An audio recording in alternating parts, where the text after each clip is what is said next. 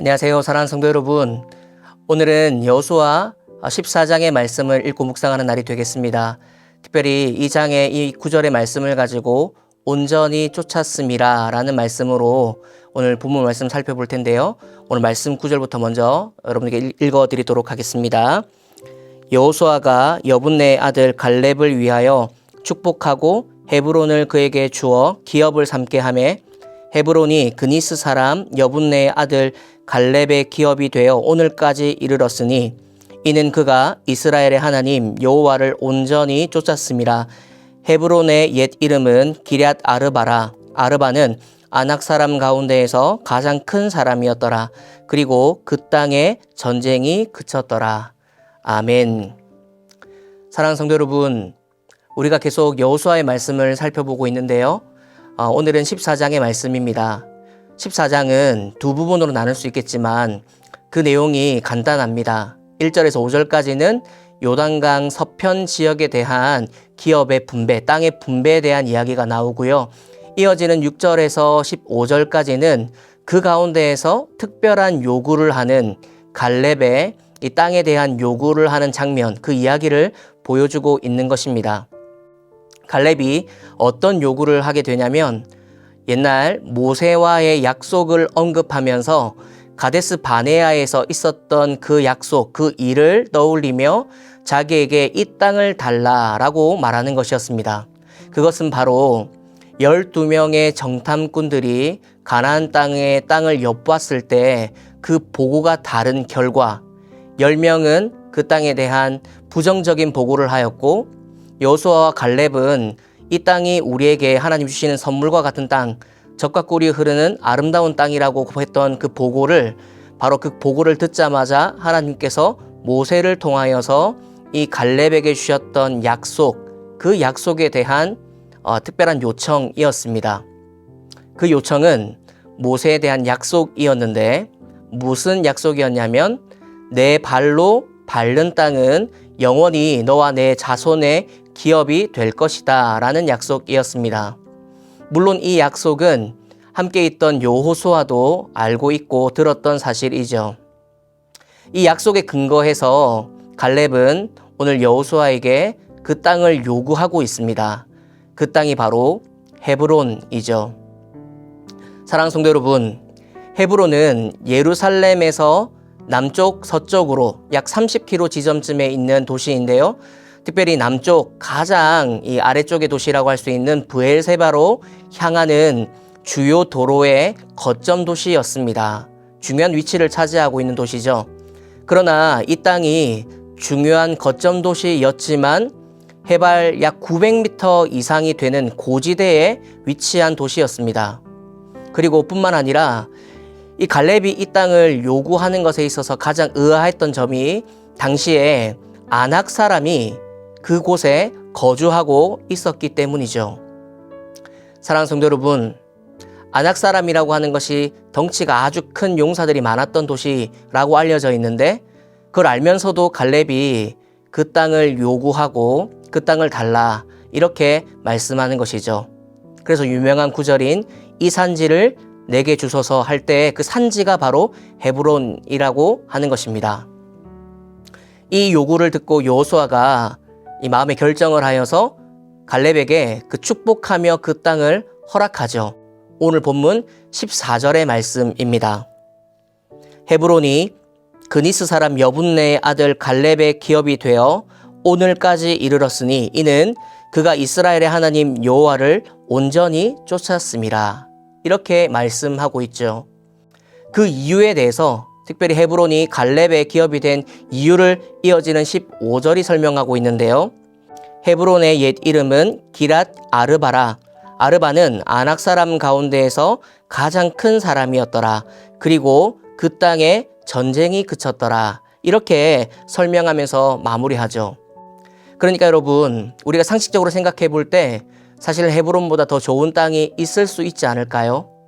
예루살렘 지대가 많은 굴곡이 있고 협곡이 있는 8부분으로 나눌 수 있는 그런 지대와 어떤 평야와 많은 이 지형을 가지고 있는 특별한 땅이기도 하지만 헤브론보다 더 좋은 땅을 이렇게 먼저 약속을 요구하거나 또 얻기를 원하는 갈렙의 모습을 볼 수 있을 법도 한데, 갈렙은 고지대, 그리고 이 부분에 있어서 이 갈렙이 가장 마음속에 걸렸던 아낙 사람, 그리고 아르바라고 하는 가장 큰 사람들이 모여있던 그 땅을 지금 갈렙이 달라고 하고 있다는 것이 의아하지 않을 수 없습니다.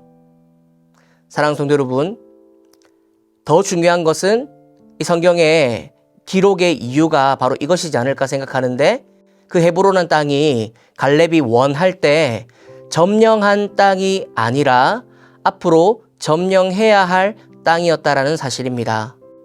당시 갈렙의 나이가 85세였거든요.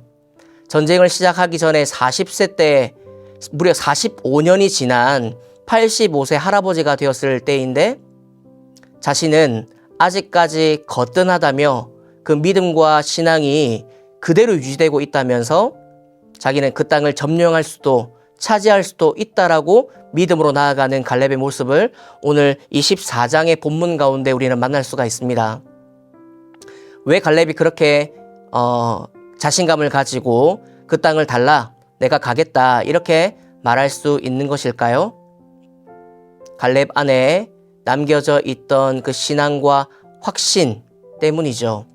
하나님이 나와 함께 하시면 당연히 또한 반드시 그 땅을 하나님이 우리에게 넘길 것이다 라는 믿음과 확신이 이 갈렙에게 있었기 때문입니다. 사랑하는 성도 여러분, 헤브론은 크고 견고한 성읍이었습니다. 거대한 민족이 살고 있던 터였지요. 그렇더라도 하나님이 갈렙과 함께 하신다면 아무 문제가 없다. 그 땅을 하나님이 우리에게 넘기실 것이다.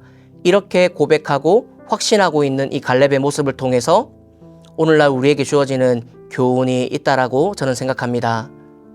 사랑하는 성도 여러분, 오늘 본문 말씀인 여호수아 14장의 이 문맥과 말씀의 구절을 통하여서 우리가 교훈을 받고 또 생각할 수 있는 부분이 무엇일까요?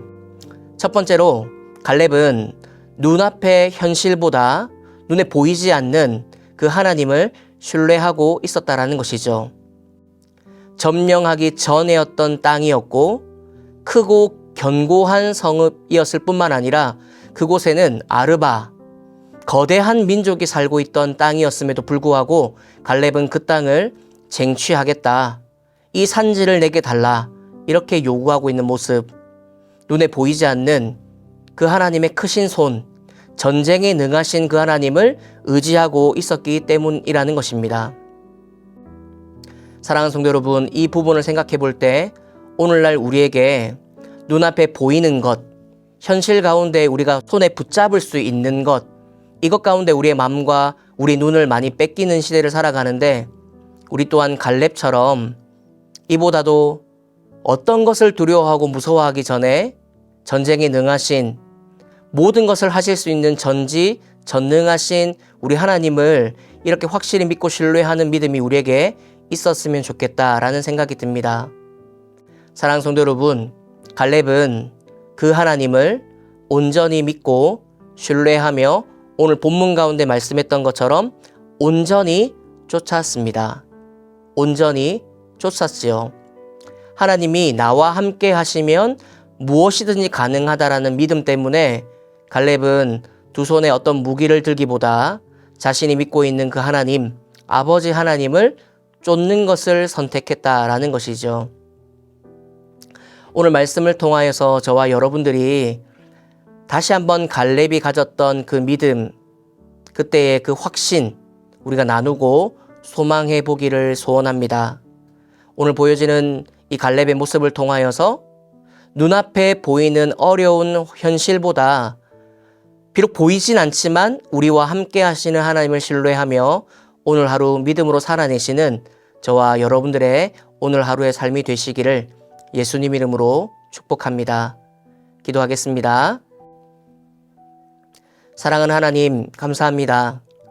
우리 또한 갈렙처럼 약속의 말씀을 의지하여 어떠한 상황과 형편 속에서도 하나님을 믿고 신뢰함으로 살아내기를 원합니다. 눈에 보이지 않아도 내 옆에 계신 하나님을 의지하고 신뢰하며 믿음으로 오늘의 삶을 살아내는 저희 모두가 되게 하여 주시옵소서. 감사드리며 예수님의 이름으로 기도드립니다. 아멘.